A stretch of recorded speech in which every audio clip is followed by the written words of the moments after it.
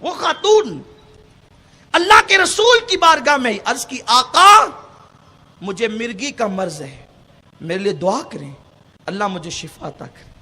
اب دیکھیے حضور کے اختیار، سرکار کا انداز، آقا فرماتے ہیں اے خاتون اگر تو اسی مرض پہ صبر کرے نا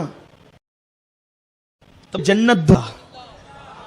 جنت سے کم کی بات تو ہوتی ہی نہیں ہے، جنت دوں گا، قربان جائیں جنت دوں گا۔ یہ جنت دوں گا میں بھی اتنے راز ہے کہ وہ راز اگر اٹھتے چلے جائیں پردہ اس سے تو اس کے لیے کئی راتیں چاہیے۔ دیکھو جنت دوں گا کا مطلب یہ کون کس حالت میں مرے گا یہ کسی کو نہیں معلوم ہے، لیکن نبی کہتے ہیں جنت دوں گا مطلب اگر وعدہ کر لیا جنت کا تو پھر تیرا ایمان پر بھی خاتمہ ہوگا، مرے گی تو ایمان پر ہی مرے گی۔ دیکھ رہے ہیں اچھا ہر ایمان پہ مرنے والا بھی ڈائریکٹ جنت میں نہیں جا سکتا، بے نمازی ہو یا کوئی معاملہ ہو تو عذاب بھی بھگتنا پڑے گا نا، کچھ معاملہ بھی تو ہو سکتا ہے نا، لیکن قربان جائیں اس کا مطلب یہ ہے کہ مرنے کے بعد پھر تو عذاب بھگتنے کے لیے نہیں جائے گی، تیرا ٹھکانہ جہنم نہیں ہوگا، 2 منٹ کے لیے بھی نہیں ہوگا، تیرا ٹھکانہ جنت ہی ہوگا۔ اس طرح کے بہت سے راز ہے۔ آقا نے فرمایا اگر تو صبر کر اے خاتون، اگر تو صبر کر تو میں تجھے جنت دوں گا۔ تو دیکھیں وہ خاتون کتنی ہوشیار تھی، عرض کی یا رسول اللہ صلی اللہ علیہ وسلم میں چاہتی ہوں کہ ٹھیک ہے اگر آپ کی مرضی اسی میں ہے کہ آپ مجھے جنت دیں، یا رسول اللہ آپ کی مرضی ہے کہ آپ مجھے جنت دیں تو پھر آپ ایک چیز مجھے عطا کر دیں، میں جو ہے مرض سے نہیں گھبرا رہی ہوں، یا رسول اللہ مجھے مرض سے نفرت نہیں، میں مرض سے نہیں گھبرا رہی ہوں کہ یہ مرض جو مجھے مرگی کا ہو گیا ہے تو میرا کیا ہوگا۔ دراصل اس مرض سے میں اس لیے چھٹکارا پانا چاہتی ہوں کہ جب مجھے مرگی آتی ہے تو مجھے اپنا ہوش نہیں ہوتا اور مرگی والا زمین پہ لوٹنے لگتا ہے، تو یا رسول اللہ مجھے ہوش نہیں ہوتا، اور جب ہوش نہیں ہوتا تو میرے کپڑے کہیں کے کہیں چلے جاتے ہیں، میرا دوپٹہ کہیں کے کہیں چلا جاتا ہے، تو یا رسول اللہ بے پردگی ہوتی ہے۔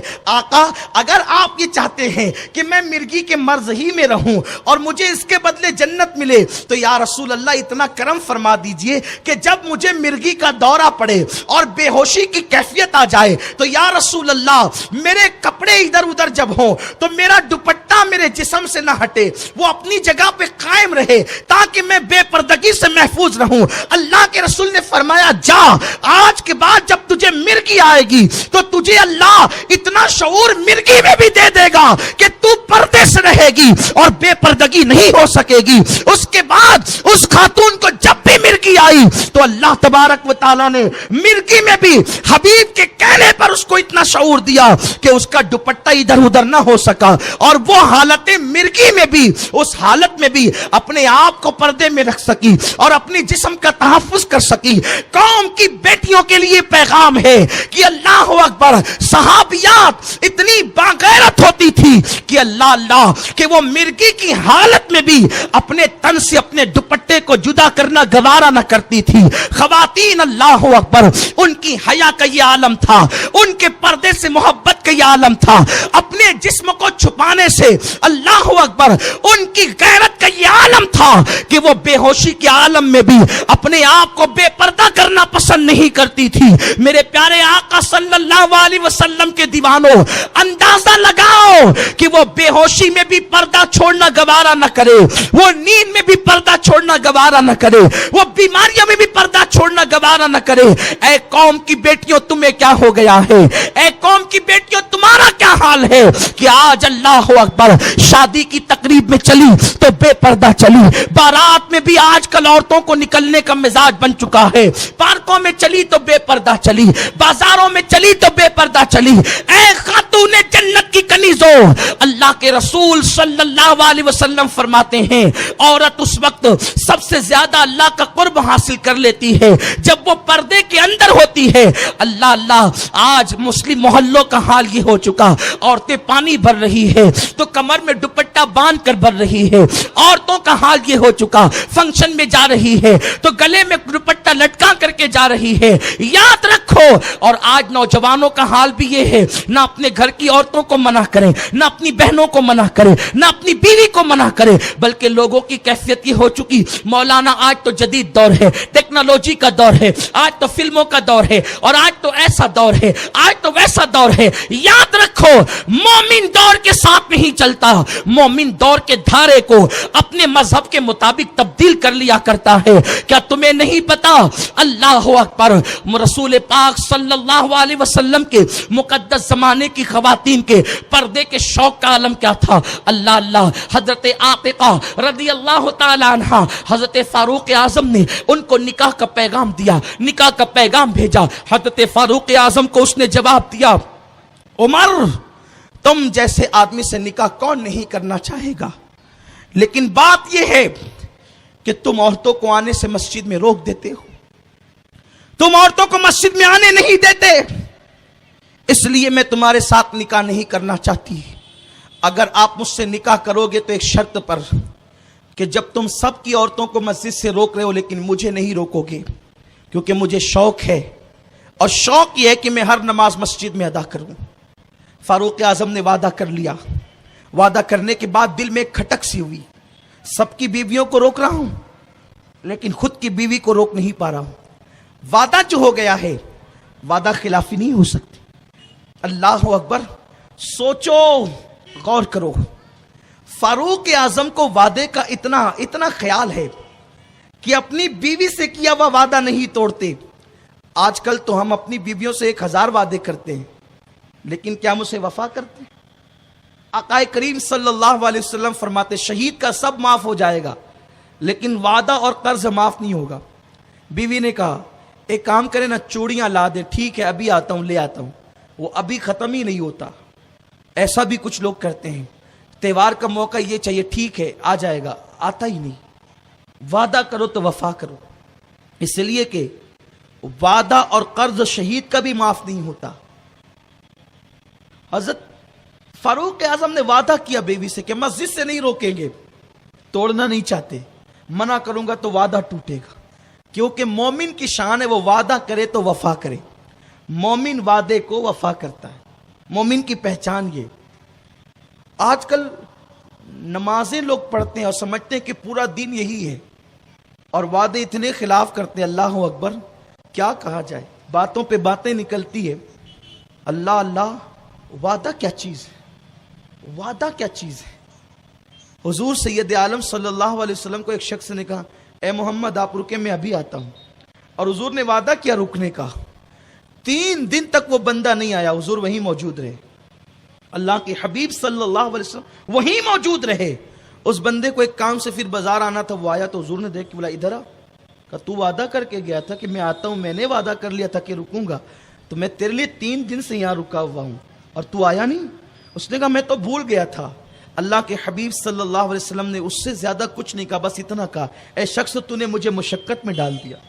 لیکن اس کے بعد پھر یہ قانون بن گیا، اگر کسی سے ہم وعدہ کر لیں کہ میں یہاں رکوں گا تو اب اس کے بعد سے اتنی دیر تک کہ رکنا ہمارے لیے لازم ہوتا ہے جب تک اذان نہ ہو جائے. اذان ہو گئی، اب معاملہ ختم ہو گیا، چونکہ اب نماز کا وقت آ گیا ہے تو اب ہم وہاں سے ہٹ سکتے ہیں. لیکن سوچو تو صحیح، اللہ کے حبیب صلی اللہ علیہ وسلم نے وعدے کی کتنی تاکید کی.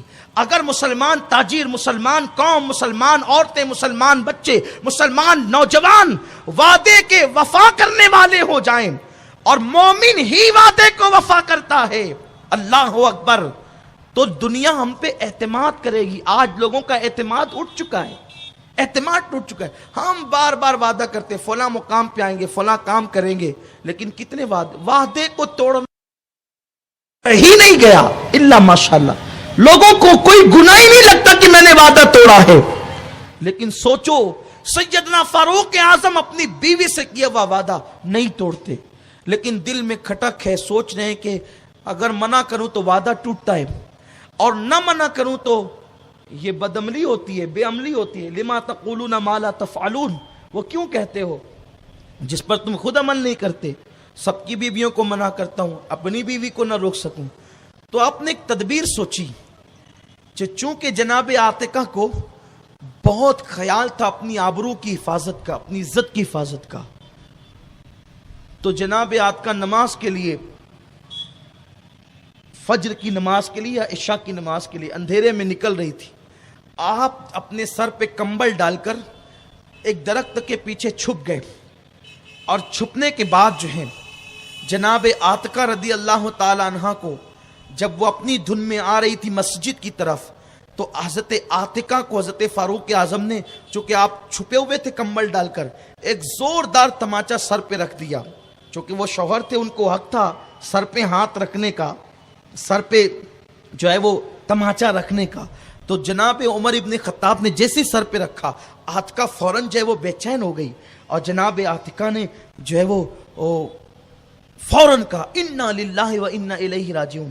کہا اللہ تو گواہ رہنا، مجھے تیری مسجد، تیرے حبیب کی مسجد میں آ کر عبادت کرنا بہت پسند ہے، لیکن مولا اب ایسا لگتا ہے کہ لوگوں کے دل سے تیرا خوف نکل گیا. کسی بندے نے میری آبرو پہ ہاتھ ڈالا، مسجد میں آ کر عبادت کرنے سے بہتر اب میری عزت کی حفاظت ہے، میری آبرو کی حفاظت ہے. اور آپ یہی کہتے ہوئے واپس لوٹ گئی. پوری زندگی حضرت آتکا نے کبھی جو ہے وہ اپنے قدم کو باہر نہیں نکالا. حضرت آتکا کا جنازہ باہر نکالا گیا. اور پھر خود سوچے، علامہ عبدالرؤف مناوی رحمت اللہ تعالی علیہ بڑے جلیل القدر محدث ہے، اللہ اکبر، سیدہ فاطمہ الزہرا سلام اللہ علیہا کے حوالے سے جو بہت سی روایتیں ملتی ہے، ایک روایت حضرت عبدالرؤف مناوی بیان فرماتے ہیں کہ سیدہ فاطمہ الزہرا سلام اللہ علیہا نے غسل کیا وصال سے پہلے، اور اپنی کنیز کو وصیت فرمائی کہ میں غسل کر چکی ہوں، اب میرے وصال کے بعد کوئی مجھے غسل نہ دینا، اس لیے کہ پوری زندگی میں نے اپنے جسم کی حفاظت کی ہے، اب مجھے کوئی غسل نہ دے گا. اور پھر مولا کائنات کو وصیت کی کہ علی جب میرا جنازہ اٹھانا تو رات کی تاریکی میں اٹھانا، تاکہ میرے جنازے پر بھی یعنی بعد وصال بھی میرے جسم پر کسی اجنبی مرد کی نظر نہ پڑنے پائے. ذرا سوچو، رسول اللہ کے دور کی عورتوں کی فکر یہ، سیدہ کائنات، مخدومہ کائنات، ملکہ فردوس بری سیدہ فاطمہ کی فکر یہ کہ بعد وصال بھی میرے جسم پر، میرے کفن کی چادروں پر کسی اجنبی مرد کی نظر نہ پڑنے پائے. بعد وصال یہ فکر ہے، اور جیتے جی آج کی عورتوں کا حال یہ ہے کہ وہ بے پردگی کو کوئی گناہ تصور ہی نہیں کرتی. جو عورتیں بے پردگی کے ساتھ چلتی ہیں، اللہ کے حبیب صلی اللہ علیہ وسلم نے فرمایا جو عورتیں اونٹ کے کوہان کی طرح مٹک مٹک کر چلتی ہے، اللہ نے ان عورتوں پر جنت کی خوشبو کو بھی حرام فرما دیا ہے. اے عورتوں، تمہارا جسم اتنا نازک ہے، تمہارا جسم اتنا کمزور ہے کہ تم مچھر کے ڈنک سے، مکھی کے ڈنک سے ڈرتی ہو، اور تم چپکلی دیکھ کر کے ڈر جاتی ہو، صنف نازک کہلاتی ہو. ارے جب دنیا کی گرمی اور دنیا کے مچھروں کے ڈنک کو عورتوں تم برداشت نہیں کر سکتی، تو اللہ کے عذاب کو جو بے پردگی کی بنیاد پر تمہیں ملے گا، اس عذاب کو کیسے برداشت کر سکو گی؟ تم نے تو سیریل دیکھ کر، تم نے تو فلمیں دیکھ کر، تم نے تو اپنے آپ کو جہنم کی راہ پہ ڈال دیا ہے. اے خاتون جنت کی کنیزو، سچے دل سے توبہ کرو، بے حیائی سے بچو. اور میں اپنے نوجوان بھائیوں سے بھی کہتا ہوں، یہ مبارک لمحات ہے، یہ مبارک ایام ہے، یہ مبارک راتیں ہیں، آؤ اپنے اللہ کی بارگاہ میں سچی توبہ کرو. حاجیوں کی دعاؤں کی برکت سے، حاجیوں کی توبہ کی برکت سے اللہ ہماری توبہ کو بھی قبول فرما لے گا. اور ہو سکے تو کل پرسوں روزوں کا اہتمام کرو، کیونکہ میرے آقا صلی اللہ علیہ وسلم نے فرمایا عرفہ کا روزہ میں امید کرتا ہوں کہ 1 سال پہلے اور 1 سال پچھلے جو ہے وہ گناہوں کی مغفرت کا ذریعہ ہو جاتا ہے اور گناہوں کا کفارہ ہو جاتا ہے. یعنی جو سال گزر چکا اس کے گناہوں کا بھی کفارہ ہوتا ہے، اور جو سال آنے والا ہے اس کے گناہوں کا بھی کفارہ ہوتا ہے. اور ایک مقام پر تو یہاں تک فرمایا جو عرفہ کا روزہ رکھے اللہ تبارک و تعالی 1000 جانور حرم میں قربانی کے طور پہ بھیجنے کا ثواب اس عرفہ کا روزہ رکھنے والے کو عطا فرماتا ہے، اور 1000 گھوڑے جہاد کے لیے وقف کرنے والوں کے برابر اسے ثواب عطا فرماتا ہے، اور اولاد اسماعیل علیہ السلام سے 1000 غلام آزاد کرنے کا ثواب عطا فرماتا ہے۔ ہر دن کھانے کے آتے ہیں، اللہ کا کتنا بڑا کرم ہے۔ جب کھانے کے دن تھے تو روزہ تمہارے لیے حرام کر دیا گیا۔ عید کے دن روزہ نہیں رکھ سکتے، بقرعید کو عید، باسی، تواسی، چواسی، 4 دن نہیں۔ کیوں؟ اللہ کیوں نہیں؟ ممکن ہے کوئی بہت نیک ہوتا تو کہتا کہ نہیں میں بقرعید پہ بھی رکھوں گا۔ اللہ نے کہا منع کرو، کیونکہ جب ذبح کرو گے جانور تو پھر خوب کھاؤ بھی اللہ کی عطا سے۔ تو جب کھلانا منظور ہوا تو ان دنوں روزے منع کر دیے، اور جب نیکیاں عطا کرنا اچھا ایسا نہیں کہ اب تم بقرعید پہ روزوں سے معاذ اللہ منع کر دیا گیا تو ثواب سے محروم۔ جو اس نیت کے ساتھ روزہ نہ رکھے کہ اللہ رسول نے منع کیا، اللہ اس کو بھی ثواب عطا کرے، نہ رکھنے پر ثواب عطا کرے۔ یہ شان ہے، ثواب بھی ملے، کھاؤ بھی، ثواب بھی ملے۔ تو مسلمانوں 3 دن تو کھانے پینے، 4 دن بول کے 3-4 کہ آپ تو پورا ہفتہ کھاتے ہو، پورا ہفتہ کیا بلکہ محرم کا کھچڑا بھی آپ قربانی کے گوشت کا بناتے ہو۔ کوئی بات نہیں، بعض لوگ حدیث پڑھتے ہیں کہ قربانی کا گوشت اتنے دن نہیں رکھنا چاہیے، 3 دن سے زیادہ، تو وہ حدیث منسوخ ہے۔ 3 دن سے زیادہ بھی رکھ سکتے ہیں آپ، کیونکہ جس سال ممانعت کی گئی تھی رکھنے کی وہ سال قحط سالی کا سال تھا، اسی لیے لوگ حدیث پڑھتے ہیں، اس کا بیک گراؤنڈ نہیں پڑھتے تو پھر وہ بات کہیں کہ کہیں پہنچتی ہے۔ حدیث کا بیک گراؤنڈ بھی آپ کے سامنے ہونا چاہیے، اس کو پس منظر کہتے ہیں، پس منظر، پیش منظر، اس کو سامنے رکھو تب حدیث سمجھ میں آئے گی۔ ایسے نہیں سعودی ریٹرن ہو کر کے آپ حدیث نہیں سمجھ سکتے۔ وہ حدیث سمجھنے کے لیے مصطفیٰ جان رحمت کی نالین کی خیرات چاہیے۔ اور دیکھیں نا، اتنے بڑے محدث اور اتنے بڑے فقیہ تھے عبداللہ ابن مسعود۔ بھائیو، علم و منافع والا اسی کو ملتا ہے جو حضور کی نالین میں آتا ہے، حضور کی نالین کے قریب آتا ہے۔ ابن مسعود سے کسی نے پوچھا، او عبداللہ ابن مسعود، تم اتنے بڑے فقیہ ہو کہ تمہارے فتوے پہ صحابہ عمل کرتے ہیں، بلکہ امام بخاری تو حدیث لائے ہیں کہ عبداللہ ابن مسعود کو حضور علیہ السلام نے استاذ الامہ مقرر کیا ہے، امت کا استاد مقرر کیا ہے۔ بلکہ صحابہ کرام کی محفل ہوتی اور ابن مسعود ہوتے اور کوئی مسئلہ پوچھتا تو صحابہ کہتے کہ تجھے نہیں پتا کہ امت کا استاد موجود ہے اور تو ہم سے مسئلہ پوچھ رہا ہے۔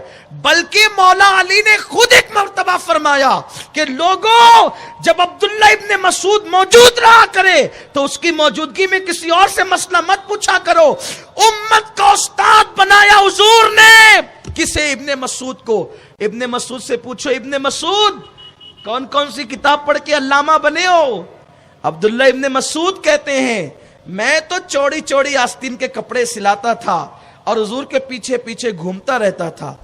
آقا کہیں جاتے نالین شریف اتار کے رکھ دیتے تو میں ان نالین کے جوڑوں کو اٹھاتا اور اپنی آستین میں ڈال لیتا اور یوں آستین بند کرتا اور نالین کو یوں سینے سے لگا کر کے بیٹھا رہتا، اور بس حضور کی نالین سینے سے لگانے کی برکت سے اللہ نے مجھے اتنا بڑا عالم بنا دیا کہ حضور نے استاذ امت مقرر فرمایا۔ علم یوں آتے ہیں، کون سے علوم؟